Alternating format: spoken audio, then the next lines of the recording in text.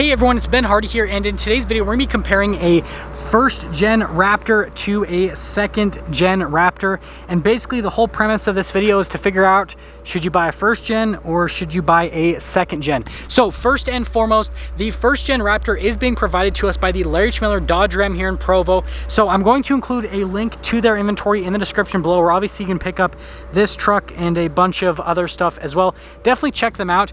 But we're going to do a walk around on both trucks, and then if you do want to see driving impressions on either of the trucks, then I'm going to include in the description a review on this truck and then a review on a 2020 Ford Raptor, so you can see my driving impressions on both of the trucks. Let's get into the video.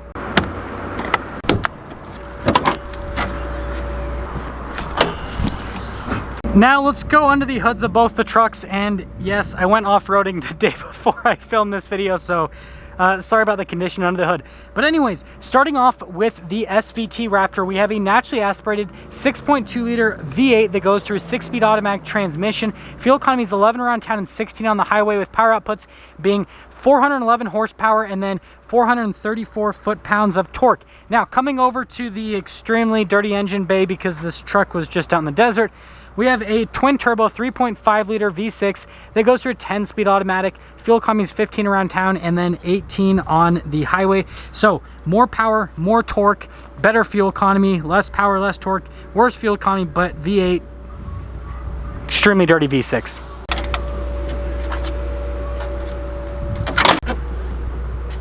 Now let's go over the front end of both of the trucks. We're going to start over with the SVT Raptor. So we have these really nice vents at the top of the hood, and then it does say Raptor there, but it's kind of hard to see because it's worn with time just a little bit. Get the marker lights across. This one does have halogen lights, but there are cool upgrades. You can get random fog light. That's that's the lone survivor. Tow hooks there at the bottom of the Raptor. It says Ford across it. So, I mean, again, it's got all the stuff that you're supposed to have with a Raptor.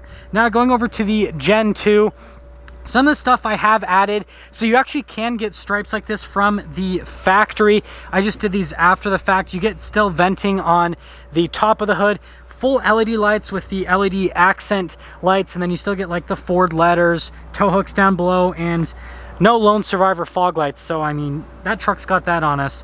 Still got all the same marker lights. I mean, they're all pretty much in the same area. So yeah, that's everything for the front end of both of the trucks. Now let's go over things on the side here with both of the trucks. So 17-inch rims, 17-inch rims, 315s, 315s, 35s, everything's identical with the tire and rim setup. Just the design's a little bit different. So you have the design on the SVT, and then over here on the second gen, this one has the upgraded factory beadlock rims. So they look a little bit nicer, obviously a little bit more modern, and then we've got more tire tread here than here because, I mean, well, this truck's got like 80,000 miles on it. But yeah, that's everything there. And then I just want to show you guys the front suspension. So there is on the second gen Raptor, and then here is on the first gen Raptor. Notice that it doesn't look a whole lot different. Well, at least from what we can see. We still get like the giant fender flares on both sides for both of the trucks. Venting here on the side of this truck and on that truck, except for this one says SVT. And then you can see the difference with the mirrors.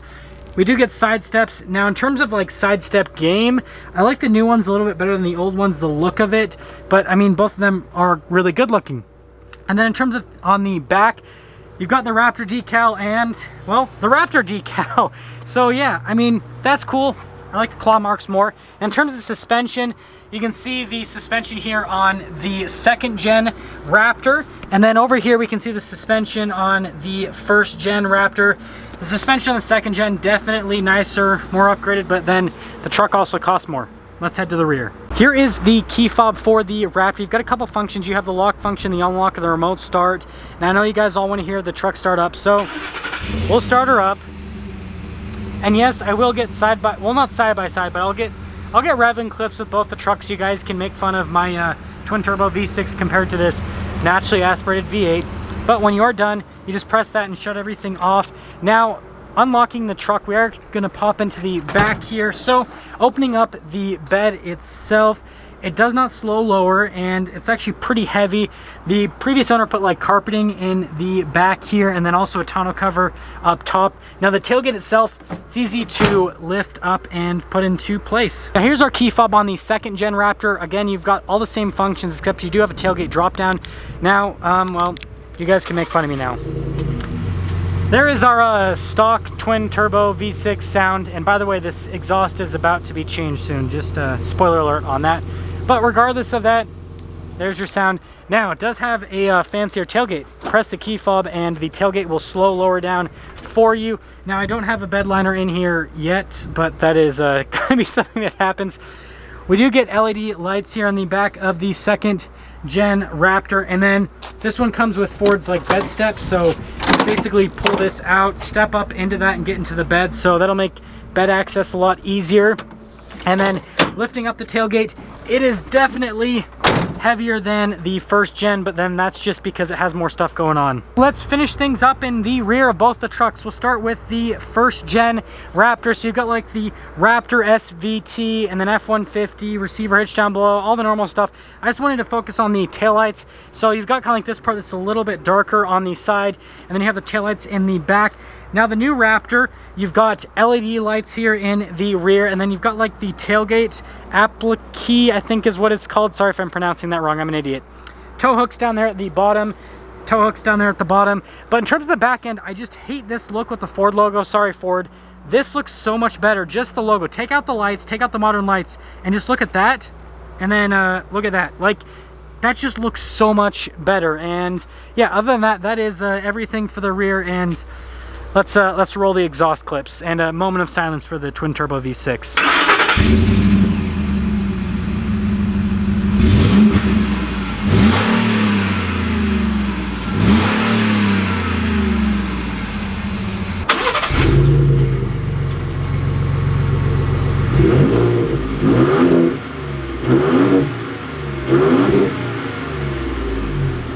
Well, we're gonna start over here in the first gen. Now opening up the door here in the rear, we've got kind of like this interesting material on the side of the door itself. And then here are the seats. Now this one's kind of like more loaded up, so it's got the leather seats in the back. And I'm gonna quickly pop in here. Oh, I slipped because this it has the stuff to make the leather shiny, and it's really slippery. But you've got these vents here, some cup holders, charging stations, all that. Legroom, I mean, there's a ton. And then headroom, I'm 5'11", and I fit back here perfectly. Now these seats, you can pick them up for extra storage. It is a flat loading floor, and well, it's gonna lead us to going into the second gen. So out of the slippery Raptor into the not so slippery Raptor. And sorry about the cleanliness again, I just went off-roading. But we've got the carbon fiber here. So the door panel area is a little bit nicer, but it's honestly not that much nicer. Now the seats, I definitely feel like these are a lot nicer. So you got like the Alcantara inserts with the leather and the stitching. I just feel like the look of them is so much nicer. And then there's some extra storage space under these seats. Now, popping in, well, it's a lot less slippery, and legroom feels about the same. Headroom actually feels like a little bit less, and I'm guessing that's because of the panoramic sunroof.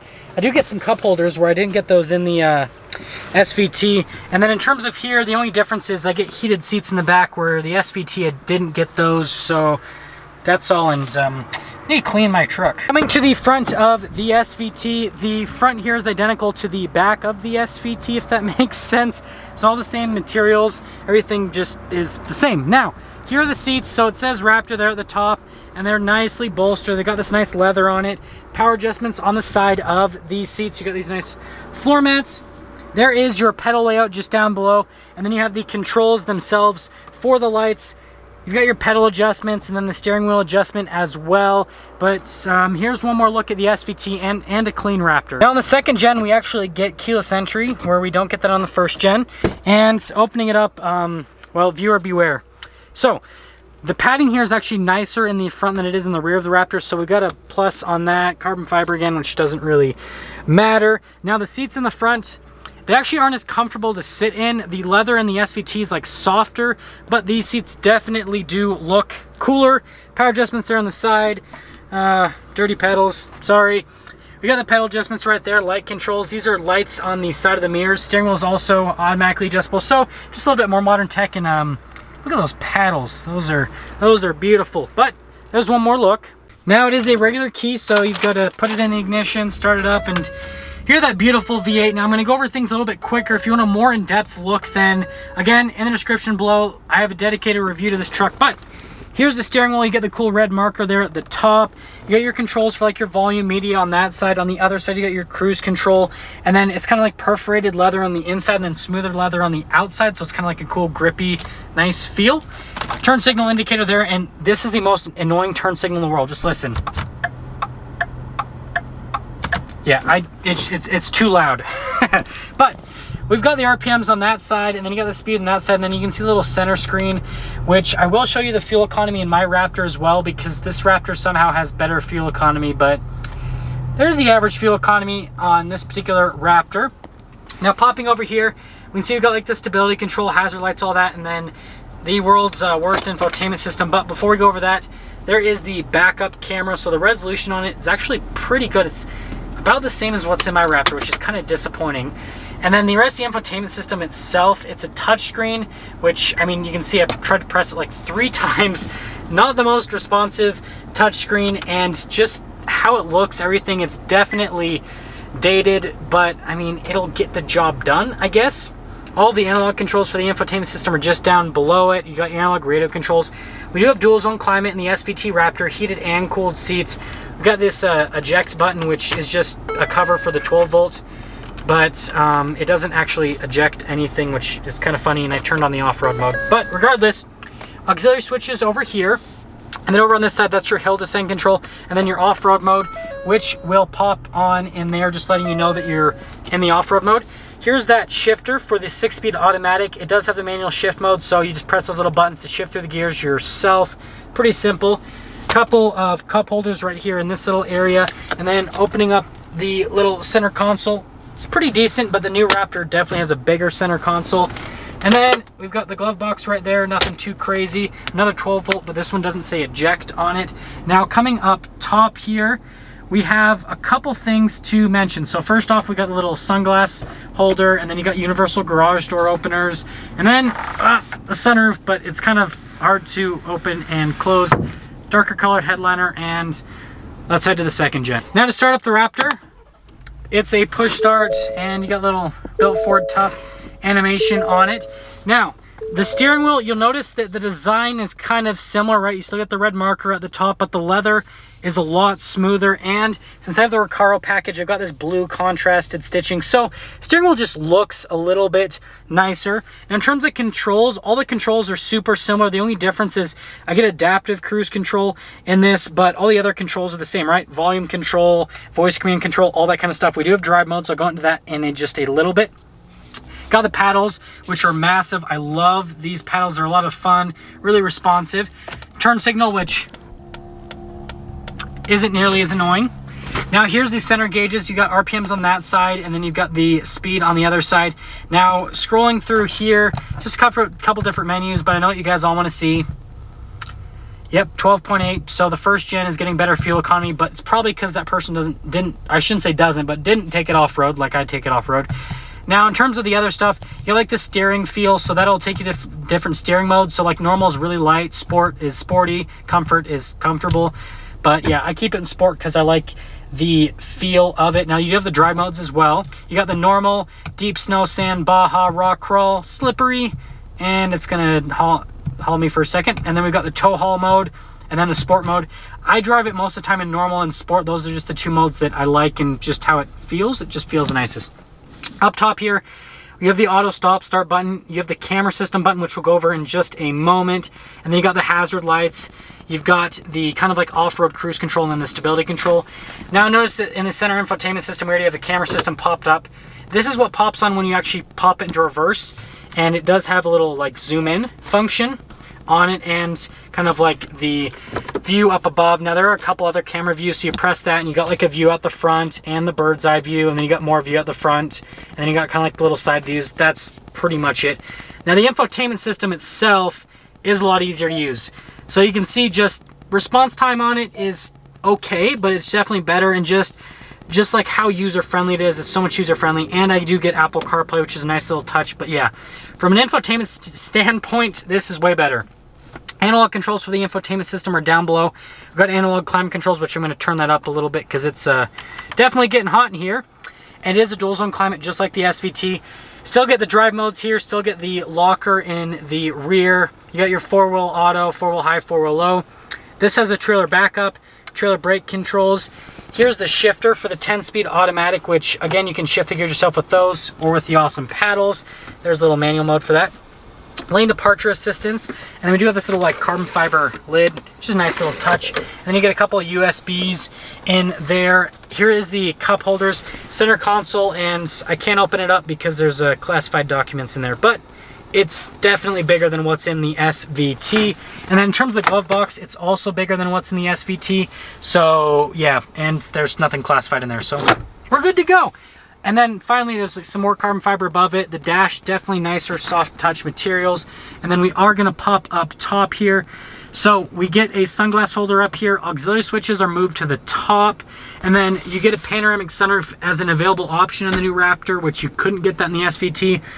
Universal garage door openers at the top and black headliner. That's all. Now let's go over pricing on both of the trucks. So the SVT Raptor seemed to sit between like the $15,000 to just over $40,000 range. The second gen Raptors seem to sit in the $40,000 to obviously brand new ones over $70,000. So the most expensive first gen is going to be like the least expensive second gen. So just kind of look at things like that from a price point standpoint. Now, obviously I do have to pick a winner, but let's just go over a couple of things. Like I said earlier in the review, yes, the V8 is awesome, but we're down on power. The transmission isn't as responsive as you guys saw in my review where I drove the truck. And I understand it. People are so against having a V6 in a truck, but the power and torque are phenomenal with the second gen Raptor. Obviously the interior is nicer. It's got all the nicer stuff, but it's way more expensive. And I guess the real question to ask is, the new Raptor worth twice as much as the old Raptor? And just to quickly answer that, no. This is not 2 times more truck than that truck. However, it is still a nicer truck, but I am going to give the win to the SVT just because it's a better all-around value. I want you guys to let me know in the comment section below which truck you think is a better route, if you would rather get a first gen or a second gen, and why.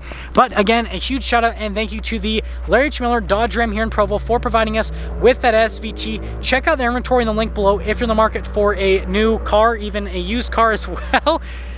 I'll see all of you in that next video.